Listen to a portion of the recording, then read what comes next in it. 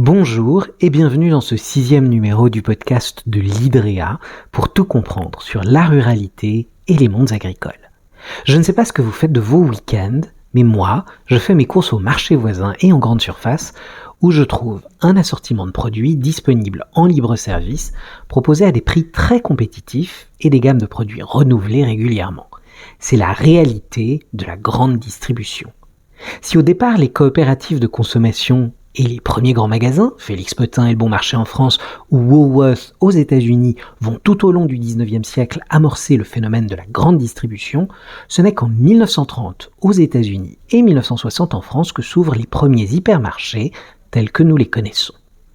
Aujourd'hui, la grande distribution reste un secteur dynamique, générant un volume d'affaires d'environ 200 milliards d'euros.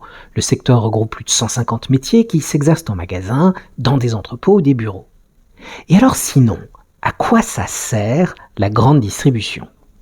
À irriter les agriculteurs si l'on en croit certains, mais c'est sans doute un peu excessif. Nombre de recherches montrent néanmoins que le mouvement de concentration qui a touché la grande distribution au milieu des années 1990 a fait que les distributeurs ont gagné en pouvoir de négociation face aux fournisseurs, en particulier venus de l'univers agricole.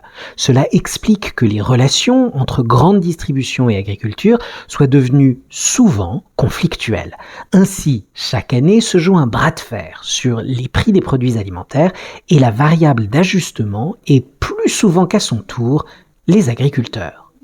Mais c'est à nuancer. Comme le rappelle la Fédération du commerce et de la distribution, la grande distribution alimentaire n'est pas le principal débouché des exploitations agricoles.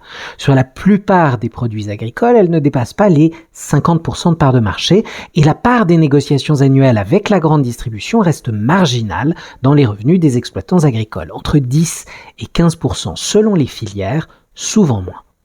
Ainsi, comme nous le rappellent Kamal Galouge et Florence Rodin, deux professeurs à la Sorbonne et à l'Université de Montpellier, experts de ce domaine, ce sont 4 grands sujets de mécontentement qui mobilisent les agriculteurs et ce sont surtout les 2 premiers où peuvent apparaître d'éventuels conflits avec la grande distribution.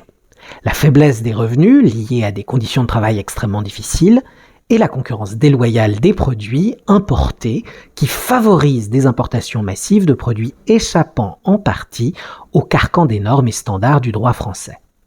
On peut songer à la grogne face au blé, au lait ou au poulet ukrainien. La réglementation et les règles administratives nationales et européennes et enfin la pression écologique sont bien plus liées au rôle de l'État. On pourra d'ailleurs conclure que dans le jeu entre agriculteurs industriels et distributeurs, l'administration publique se trouve dans une position ambivalente, voire contradictoire. D'un côté, on note que cette administration a poussé la grande distribution à resserrer ses marges afin de réduire les prix et desserrer la pression inflationniste qui pèse sur les ménages, en particulier les plus modestes, et de l'autre, elle est incitée à demander à cette même distribution de sortir du modèle low cost qui contraint les prix payés aux fournisseurs et plus spécifiquement aux agriculteurs. Nous évoquerons sans doute certaines de ces pistes dans les numéros à venir de ce podcast.